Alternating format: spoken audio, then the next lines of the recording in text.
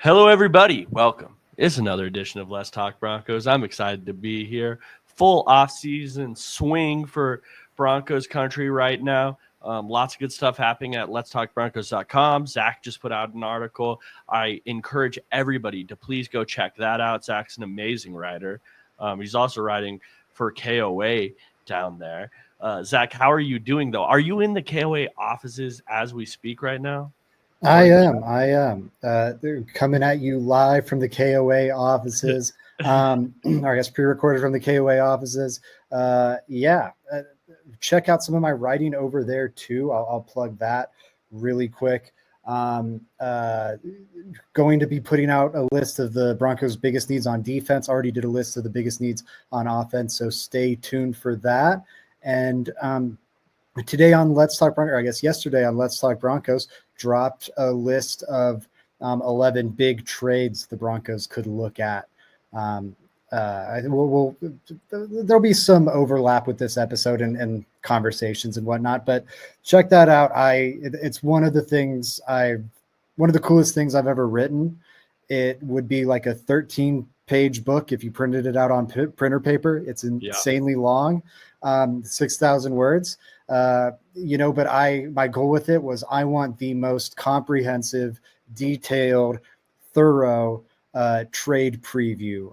Off-season trade preview I could possibly write for the Broncos, and I think I accomplished that. So if you want a really why Team X might trade player Y to the Broncos, why the Broncos might want to trade for that player, what compensation would look like, why compensation might look like that, both financially and trade-wise.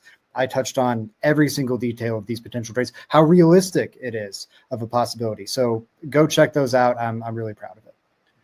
Yeah. So here's the thing, guys. I think, in my expert opinion, I'm not an expert, but in my very, very Broncos lens, I am all in on Broncos content. I'm reading articles. I'm listening to podcasts. I get obsessive about the Broncos opinion, right? I think Zach Seegers is the best Broncos writer in all of the land. That's my opinion. And the main reason is because exactly what he said, a lot of words, right? And the reason for a lot of words is because he's one of the few that actually researches. Like, he might not be done researching for like a week before he starts getting his article out. That's how much, he's not just yapping on the paper. A lot of people do that. They hop on the WordPress and they just start yapping. They have an idea and it's like, all right, I'm going. No, Zach's doing the research. He's putting the statistics in there. He has the actual thought process to why he believes what he does. So make sure you guys are checking out all of his work. Let's Talk Broncos and KOA. Make sure you guys are doing that. But today we have a very exciting episode. We're going to be doing our little own version. We're doing it overpay, sign, or pass. So pretty much what it is going to be, you have three options. One guy, another guy, and another guy. And we're going to have to choose whether is that a guy worth overpaying, signing, or pass, pretty much. And you're going to have to choose one of those three options for all the players. At least all three of those players. So that's the game we're going to be playing today. I think these type of episodes are really fun. I think Zach took a different approach than me. I just took it as I just want Zach to choose between three really hard ones. Zach probably has free agents and trades for me. But I'm excited for this episode, man. It's going to be good. It's going to be good. This is always a fun game to play. Let's hop straight into it. Zach, well, give me one. Let's get it off going right now. Give me a overpay, sign, pass, and I'll answer your question. Well, I'm a big fan of synergy, so I'm going to throw a trio of veteran wide receivers at you here. A little crossover with my article, too. For anyone lost on the concept, it's basically marry, F, kill, but clean for YouTube. And, so we're not having to say, I'd really marry Aaron Jones. We don't want to marry, ever kill any of these people. That's awesome. Bingo. We don't want to have to be like, it's a kill PJ Locke for me, and then have to try and invite him back onto the show. My three for you, Joey. Okay, please. Three veteran receivers tied to the Broncos, potentially out there on the market. Deebo Samuel, Cooper Kupp, and I think if I went to Devontae Adams, it'd be too clear cut. So I'm going to say George Pickens is your third. Another one rumored to be out there.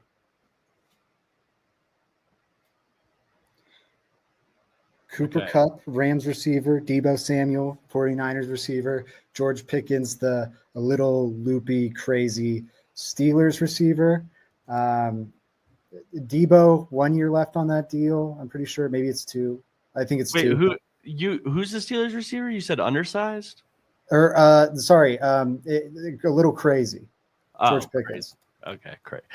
Crazy. Crazy makes sense. Yes, I agree. Now the Steelers, man. Yeah, I'll start off with this. Now, sometimes for these questions, I really am not going to want to go as far as saying overpay for them, but it's the game in that if I do have to overpay one, who would I do? I think Pickens would be my overpay. Right out the bat, I think he's the youngest of them. He's the most ascending of all of them. He is crazy. He does fit, I think, a need less than any of these other Broncos receiver or any of these other receivers, and the fact that he would be more of a Cortland Sutton replacement in my mind. But just straight up, he's the most talented. I see number one wide receiver traits from Pickens constantly, every single time. When Russ was looking really good this year, Zach, I remember sitting at bars with you multiple times while watching these Steelers games. Not once, maybe not even twice. We were hate watching together maybe like 3 times this year on Steelers game. And I just kept thinking, like, God damn, man, if this Russell Wilson didn't have Pickens right now, it would not look good. Like, he is saving him out there. I thought that a bunch of times. Pickens is fast. He's physical at the catch point. And sure, he's a little crazy, but there's a lot of receivers that are crazy out there. So I think I will overpay Pickens. I would sign Deebo. That's who I would go with. I think he's a unique skill set. I think he would help make that Marvin Mims role we saw last year a lot less niche. I think those backfield carries would become more of a staple of the offense than when you do like 4 or 5 times a game. Or maybe it was more like 3 times a game. You would see that towards the tail end. Deebo might get 6 touches in the backfield. He might catch all those screens Marvin Mims had while also producing over the middle in kind of a Z-type role. I could see these type of things from Deebo Samuels, which means I'm going to have to pass on Cooper Kupp at the moment. The injury concerns, for me, it feels like he's hurt every other year, and he's come back from all of them, right? And been fantastic when he does come back, usually. But how many injuries can a guy sustain when we start going into our older years as a player?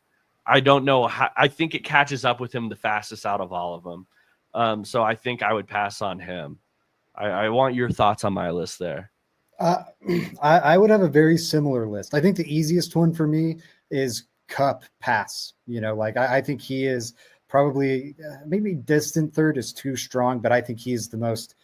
Him in third is the most clear-cut choice there. He just hasn't moved the same really since that Triple Crown year. It was an all-time receiving performance, but it feels like with his kind of more physical, almost running back style with the ball in his hands, and him being such a physical blocker too at his size, it's kind of worn down his body pretty quick. And I just don't think we've seen that same guy since his Triple Crown season. Deebo's maybe another guy who we haven't seen the best of him lately, but whereas Deebo was lights out playing his best football of the season down the stretch last year, and I can look at that and go, okay, well, he was dealing with pneumonia early on. He was dealing with injury. Now that he's healthy, he looks like an awesome player. Yeah. And I look at Kupp closing the season incredibly cold, averaging under 25 receiving yards per game over the final 5 games or whatever it was. Under 25, to be fair. I want to make sure I didn't say 125. He looked more washed to me. I hate to say it, but it's harder for me to get to that point of believing Kupp has something left in the tank. I can get there fairly easily with Deebo.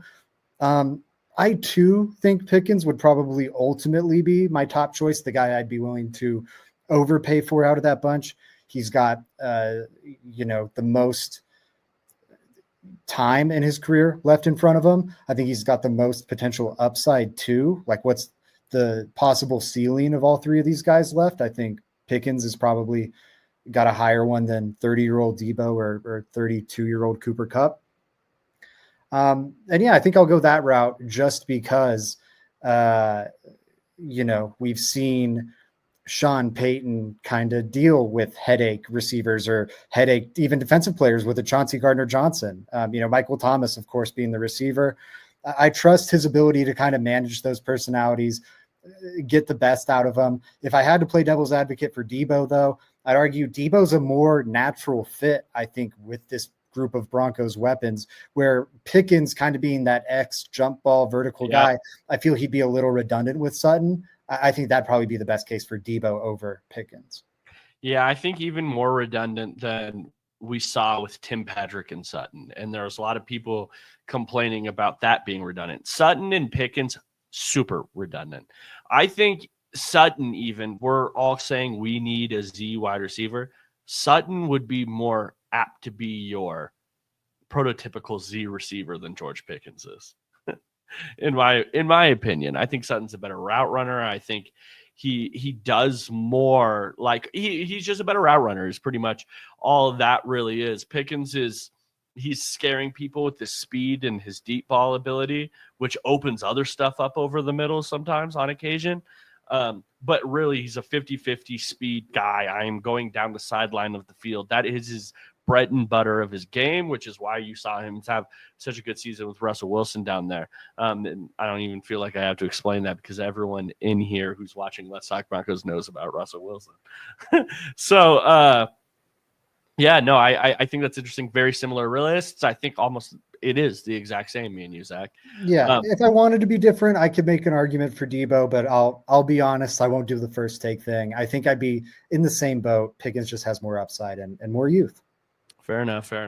So like I said earlier, I took a different approach at this. I just wanted to throw some interesting things out there, make Zach think a little bit, make the audience think.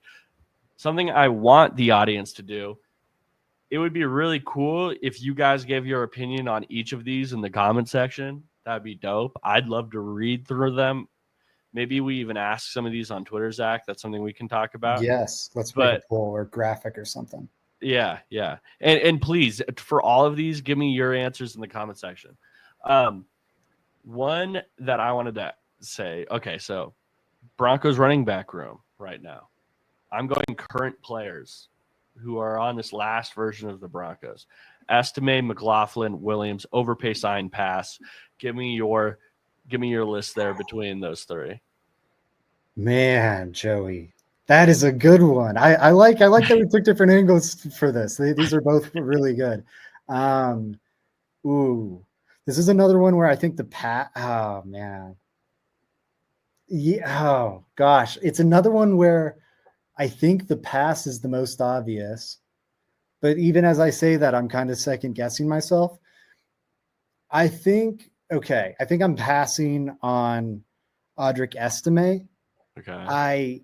He's young. He's got the most, unknown to his game, where maybe he does become a really quality NFL running back. I think it's safe to say that's probably not happening for Jaleel and Javonte at this point in their careers. But I can picture roles where Javonte Williams is a useful. I can picture niche roles where Javonte Williams is like above average in that niche role as an NFL player. I can't necessarily do that for Estime. And the same goes for McLaughlin. I can picture that niche role where maybe he can be average to above, at least useful. And I'm not sure if we've seen that with Estime. Again, he was a healthy scratch for the team's playoff game. I think that's incredibly telling. So he'll be my pass. Sign, I'll go Javonte Williams. I'm not thrilled about it, but I can imagine, again, there's a role there. It's a niche role. It's that Samaje Perine role. But he can pass protect for me. He can catch a dump off. Maybe he follows like a Cortland Sutton recovery track where the first 2 years afterwards, we're going, this guy's just not the same. He's never going to be the same again. What a bummer. And then year 3, year 4 is actually when he goes back to being the old Javonte. I have no expectation that will happen, but it's enough to give him the tiebreaker over like an Estime. Overpay, and it's crazy for me to say this in connection with this guy's name, but Jaleel McLaughlin, I think he can be an average, like space threat, scat back type. Yeah. Maybe like a 4.5 out of 10 in that role, like slightly below average. And out of the three, which this highlights how desperate the Broncos running back room situation is, out of the three, that's probably the best.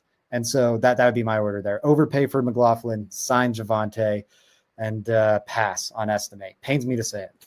All right. So here's my answer. I respect yours. We both agree on the pass. I would pass on Estime. It is hard too. People are a lot of people online, from what I've seen, are like all in on Estime, and I respect it. I do get it. I was a huge Estime fan coming out of college. Huge. If you guys go and rewind these podcasts from this last offseason, when the Broncos drafted Estime and I got into the film, I was like, man, this guy can play.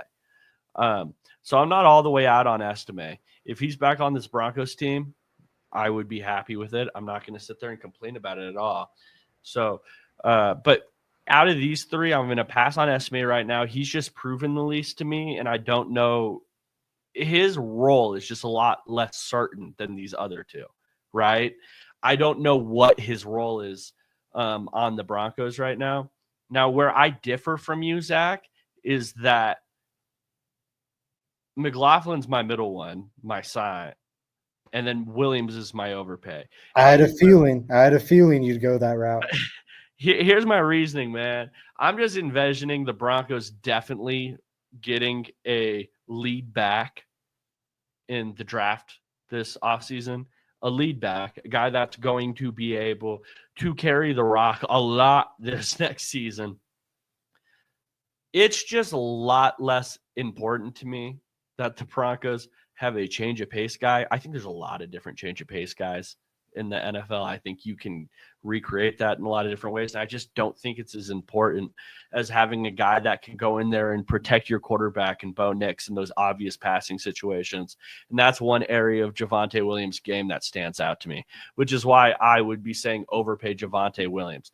I want to protect Bo Nix. And if I already am drafting my lead back, it's just more important to be able to have that pass protector check down option for Bo Nix than it is the change of pace guy.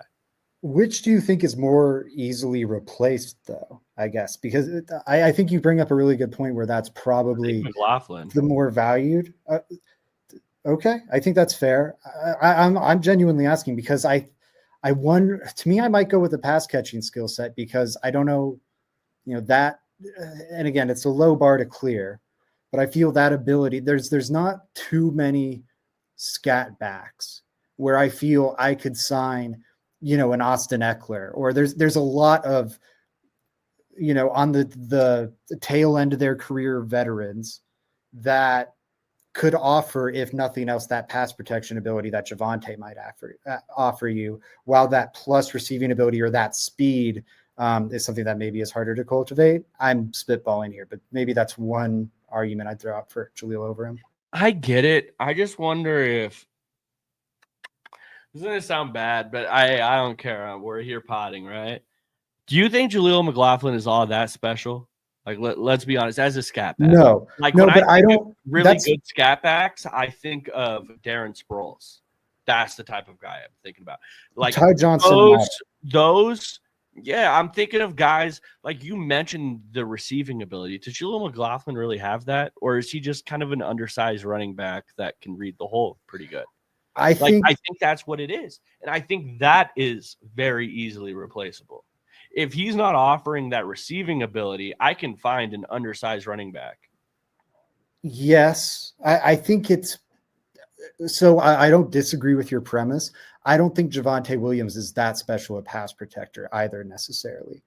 Like we've talked about him sliding into that Samaje Perine role, and Perine, like that's a $1.5 million role, and there's a lot of those, kind of aging over the hill veteran running backs that don't have the juice anymore, but do understand how to pass protect just because they've been in the league for so many years and they have the body size for it. That said, I think you're probably right that maybe Javonte Williams is like a 6 or 7 out of 10 pass protector. And excuse me, and Jalil's like a 4 out of 10 or something, 3 out of 10 receiving back. And so, yeah, you're probably right that the pass protecting skill is still harder to replace. There you go. There you go. Give me another one, Zach. All right. Sticking with the theme of the article here. Again, letstalkbroncos.com. Check that out. Lots of great writing there too. Really quick, just while I'm on the topic. Robbie had an in-depth look at the Debo trade. Carter, I have a list of draft sleepers from him about to come out. Jacob had like a Senior Bowl recap that's worth giving a read. We've got positional rankings. You have your running back rankings up. So check that out. Lots of good content over there. But 3 possible trade candidates I list are George Kittle, Mark Andrews, and Kyle Pitts. Now, I think it's pretty clear that Kittle's the best of that bunch. Yeah. Kittle also would cost the most of that bunch. I'll say this. Mark Andrews, I'll say he costs a 3rd-round pick to get. Kyle Pitts costs a 5th, and George Kittle costs a 2nd. So Kittle for a 2nd, Andrews for a 3rd, Pitts for a 5th. What do we say? Overpay, sign, or pass? Those 3. Okay, so off your premise, Zach, I won't lie. I feel like I'm overpaying for all 3 of them off the bat. Yeah. Off the bat, I feel like I'm overpay. But in the world of this, I'm still overpaying for George Kittle. He offers the most to this Broncos team immediately. That's my number one, and it's not even close to me. I don't even think it's close. As a blocker, he helps his team substantially. If you were to pinpoint an area the Broncos run game, other than running back, could improve the most, and I think it would be your inline tight end blocking, which is George Kittle is really, really good at. And then I would also say in the pass catching game, what is the one big area of need? It's also tight end, which George Kittle is also really great in. So George Kittle makes a ton of sense for this Broncos team, and I think they would see like wins and loss column. George Kittle could sway you from wins to losses this next season, unlike these other 2. So I would overpay for George Kittle off the bat. And then I would sign Mark Andrews. That's who I would do right there for your 3rd-round pick. I still think it's an overpay. I think I'm going to be able to get Mark Andrews more for like a 5th-round pick this offseason, honestly.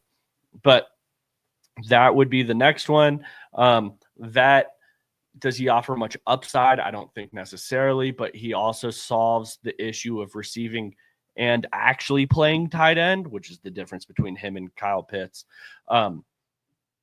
like to a great need. And Mark Andrews is substantially better than whatever we had last year, or really for the Broncos since probably like Julius Thomas. No, like he'd probably be our best tight end since Julius Thomas.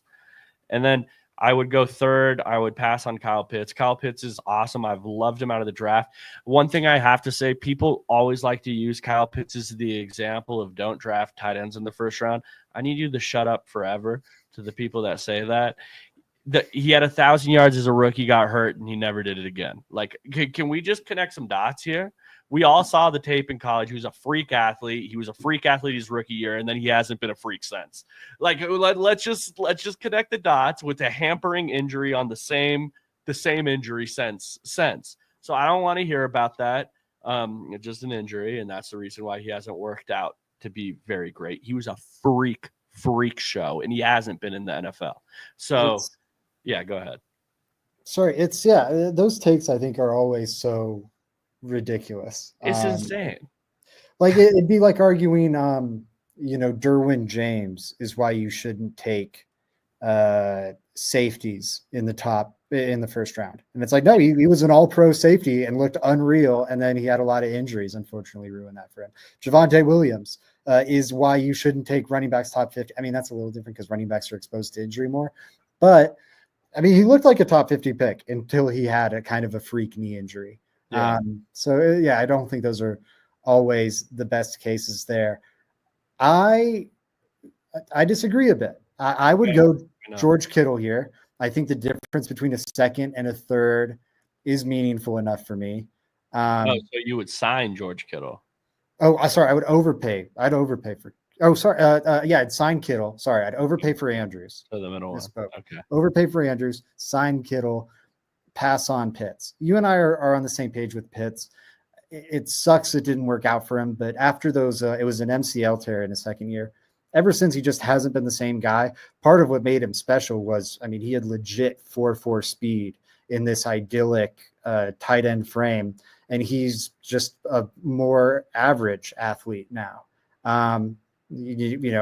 Right, slightly above, but when a foundation of your game is that special athleticism and that gets robbed from you so quickly, it kind of, and there's enough holes in his game otherwise that he would comfortably be behind the rest for me. Andrews, though, I'll push back on the idea that he's maybe not that much of a difference maker. I think this guy would be a big upgrade over what they've had as a run blocker. I mean, he's not George Kittle, where he's effectively an extra tackle out there. But, blocking in these run-heavy Ravens offenses of all the years, he's been a plus part of those, even those Greg Roman offenses of the day, where I think he'd be a big upgrade in that regard. But then as a receiver, Joey, here's some crazy stats. Second among all tight ends last year, trailing only Kittle in catch rate over expectation. So even with the drops or whatever that rep might be, the numbers say he's one of the most reliable tight end targets in football. Yeah. And first, one spot ahead of George Kittle, who finished second, first in EPA per target at the tight end position. So just as maybe impactful, if not more so, than Kittle. Now that Ravens offense was a lot better. It had better quarterback play. So there's, some qualifiers there, but he was a very, very high impact tight end last year. I think he's still got that left in the tank. He'll turn 30 early next season, but as of now, he's not even over that 30 threshold yet. I think he could be a legit, top 10 tight end for the next 2-3 seasons for the Denver Broncos. I'd do it for a third. Like you, I think his actual price is probably closer to like a 4th round pick. I'm going to be pushing this agenda all summer long now, folks. Get ready. Only costs $11 million against the cap too. I mean, I think this is a dream move for the Broncos to make. They should heavily consider it. And then I'd sign George Kittle. I'd pay market price for that. It's going to be expensive. It's probably like a second plus something, maybe even, because the Niners are in a contention window right now. Kittle helps them contend. I don't think they'll be overly motivated to move him like they are Samuel. But if you get him, he's practically a 6th offensive lineman in the run game, and he is Gronk-esque as a receiver with his physicality and ball skills and everything. He is a absolute menace. The only hole in his game is the ability to stay healthy. He would become arguably the Broncos' best offensive player from day one, the moment they added him. So he'd be an awesome addition. Okay. I like it, Zach. And okay, so here's all add on to your point, even though I do disagree with you. I think George Kittle still for the second I would do. You know who a coach is that pulled a lot out of veteran tight ends that other teams kind of left out to the scrapyard? His name is Sean Payton. Sean Payton did a lot with some veteran tight ends in his day. I remember Jared Cook going over to that New Orleans Saints offense and being damn good, fresh off of Jimmy Grant. I remember Ben Watson, for the 1 year he was there, it was like 850 yards or something close to that down there. Sean Payton wants to utilize his tight ends. I just don't think the Broncos have had options at tight ends for him to utilize. Greg Dulcich was supposed to be that guy. Greg Dulcich was supposed to be a lot better than what he was. I saw him in training camp this prior offseason. The guy looked insane. He just can't stay healthy. So the Broncos do need to upgrade there. I think both of them would be substantial upgrades. It's just that Kittle would just be such an upgrade. He would be such an upgrade. I'm willing to overpay for it. It's just like a substantial. My God, the Broncos just got a difference maker part of this offense too. So I'll give you one too, though, Zach. This one's going to be a really hard one for you, I think. This one goes completely against the rules of this challenge. Zach set this up to me as like a free agent thing. I texted him like, yeah, bro, I'm not doing what you just said. So here's one. Overpay, sign, or pass. Davis Webb, Vance Joseph, Jim Leonard, coach's edition. Oh shit. Okay, I was worried I froze for a second there. Really quick, shout out to Tulpa King. Yeah, I can hear you fine. Shout out to Tulpa King, like Tulsa King, but with a P instead of an S. They commented this idea, kind of. I kind of ripped them off. So just wanted to shout them out really quick. Sorry, can you run through the coaches again? Jim Leonard, and who are the other Jim two? Leonard. Okay, so overpay, sign, pass. Yes. Jim Leonard, Vance Joseph, Davis Webb. Ooh. Man. Yeah. That's a tough one. I don't think my take's going to be popular here. Okay, let me know. I think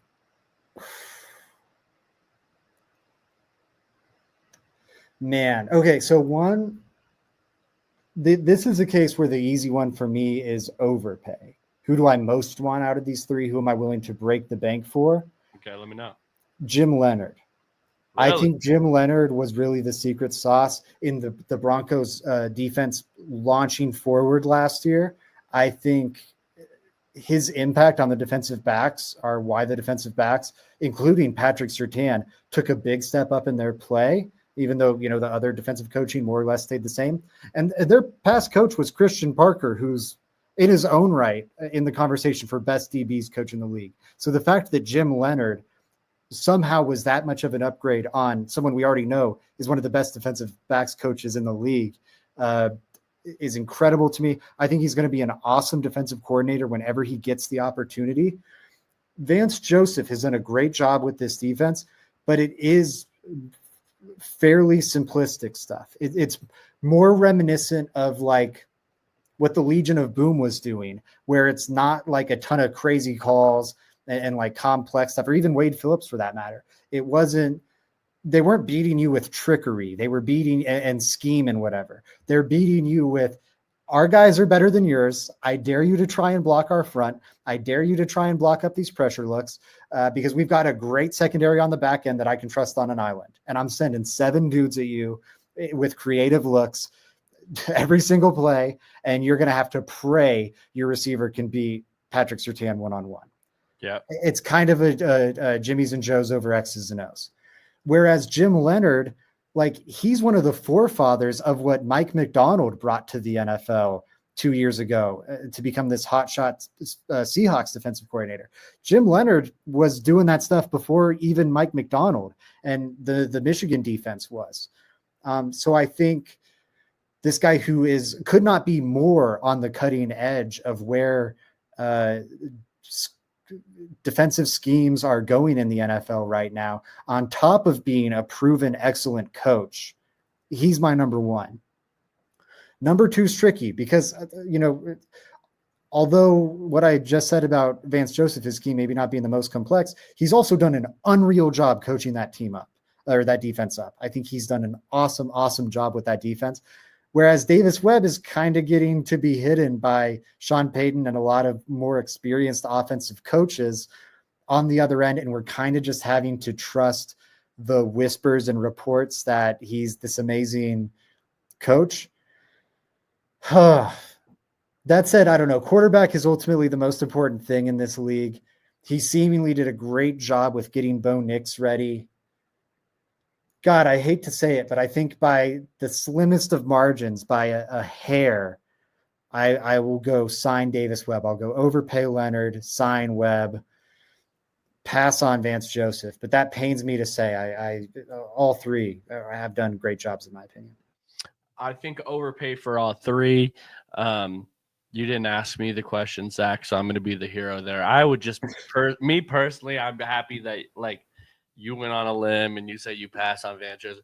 Me personally, though, Zach, I would overpay all three of them. That's just me. No, on a real there's note, no salary cap. Sorry, there's no salary cap here. Why not? You got the richest ownership in the league. If it comes down to it, why not pay Jim Leonard defensive coordinator money to keep him around? I would do it if I had Walton money. They really should. That's something I don't understand. it feels like the Eagles have kind of done that with their coaching staff, and they've kind of realized how important it is, especially since losing their entire coaching staff after that first Super Bowl they won. They're out there paying their guys. And like Vic Fangio, he's not going to go out there and get another head coach job. So it's like, yeah, let's just go pay him the most money we can possibly pay a defensive coordinator and call it a day. We have the best one in the league. What's up? And overpaying him isn't that big a deal. It's not like, oh, go all out to keep this quarterback or receiver. And oh my God, it's not only is it 40 or 50 million, it's 40 or 50 million against your cap, against your budget. Right. Yeah, obviously, it's not a problem with coaches' contracts. Also, the highest paid coordinators are making like $5 to $7 million. Jim Leonard, that's like PJ Locke money. Jim Leonard is having more of a positive impact on the Broncos defense than some of these replacement level veterans you could sign out there for the exact same amount of money. They should go all out for it. You look at the Cowboys who pay Will McClay so much money just to not take a GM job elsewhere. He pretty much is the Cowboys GM, but Jerry Jones out of vanity wants to have that GM title. So they have to pay Will McClay so much money, even though he's technically not a GM.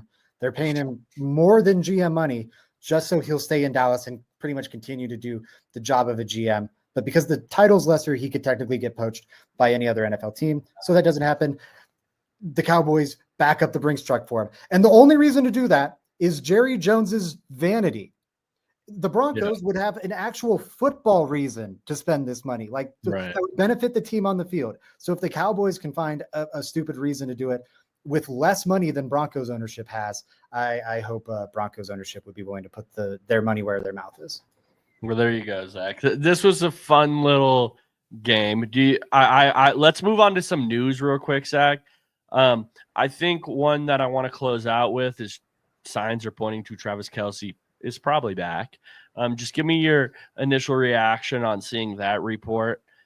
Do you think he's kind of just washed now? Like, how big of a deal is this to the Broncos? I think it's a big deal for the Broncos because I think we might have some Kansas City Chiefs drama coming out of it. So per Diana Rossini of The Athletic, who's a really strong insider, she's saying it looks like Travis Kelce's coming back. If he comes back, he's going to cost the Chiefs $20 million against the cap this year. The Chiefs, as it currently stands, only have $8 million in cap space, and they have 6 starters on their team, including 3 on offense, 4 on offense. I'm pretty sure 4 offensive starters coming up or set to hit the open market as unrestricted free agents. They would save over $17 million by cutting or trading Travis Kelce. So I think he might want to come back, but I think the next step in this, and really why I wanted to talk about this today, because I haven't gotten the chance to talk about it on KOA, and I want to stake my claim here. I think this is going to get messy because he is a franchise legend, one of the greatest Chiefs of all time, without a doubt, maybe the greatest tight end of all time. No, he's not. But okay, continue. He's not. I'm with you. I would take Gronk, but some people will at least argue it. Yeah. And the Chiefs might have to be like, hey, buddy, we need you to leave, which could get real mad. Like, they want to sign Trey Smith back. And all the reporting was, hey, well, after Travis Kelce goes, they're going to get 20 million freed up, 17 million, but almost 20 million freed up, and they can bring Trey Smith back, keep that offensive line intact, which after how that offensive line just got beat up, they don't want that thing to get even worse by Trey Smith's a good football player. One hell of a former All-Pro. So all of a sudden they might be in the spot. Also, Nick Bolton coming up on a deal. They have, God, what's the guy's name? I'm spacing out. Wharton, who's Chris Jones is the Robin to Chris Jones Batman. He's coming up for a deal. DeAndre Hopkins and Hollywood Brown, their 2 best wide receivers. I think Hopkins retired. But yeah. Oh, you're right. Thank you for catching that. But Hollywood Brown, still one of their better receivers last year. He changed their offense when he became healthy. He's coming up. Kareem Hunt, who was their best running back last year, he's coming up.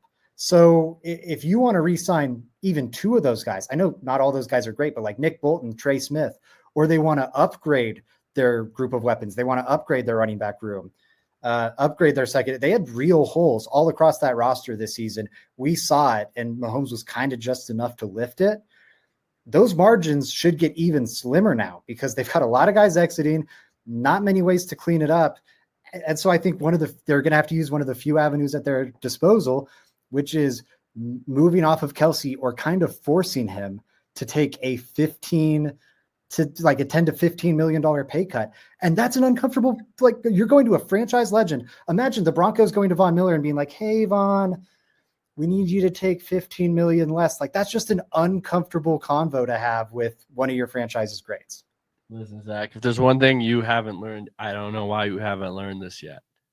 I don't know why. I can't figure it out at all. We've all been here.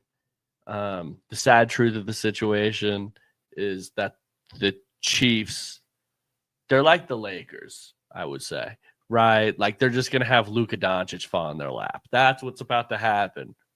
So, hey, the NFL is going to slip T Swift a little check on the side. Thank you for the publicity. All right, that's going to Travis. Travis is taking a $12 million pay cut or something of the sort. Something's about to happen. I don't know.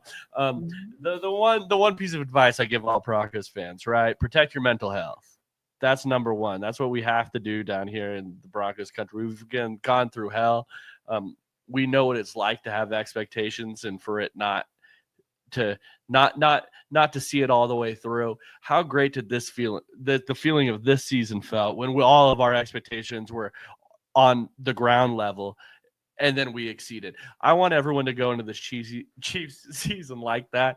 Zach, I appreciate your insight there, but I refuse to believe it. Smart. Protect yourself. Got to guard your heart. And that carries on to the free agency too, which we're about to get into on another episode of Let's Talk Broncos soon. Key. Every single player you like is a Chief until proven otherwise. And that's just what we have to roll with here in Broncos country. But thank you guys for listening to the show. This was a hell of a show. Thank you for Zach for joining me tonight. We are going to get on more of a consistent basis, and I want to announce what we're doing soon because we haven't really done that yet. Let's talk that over this weekend or something. But until next time, guys, go Broncos.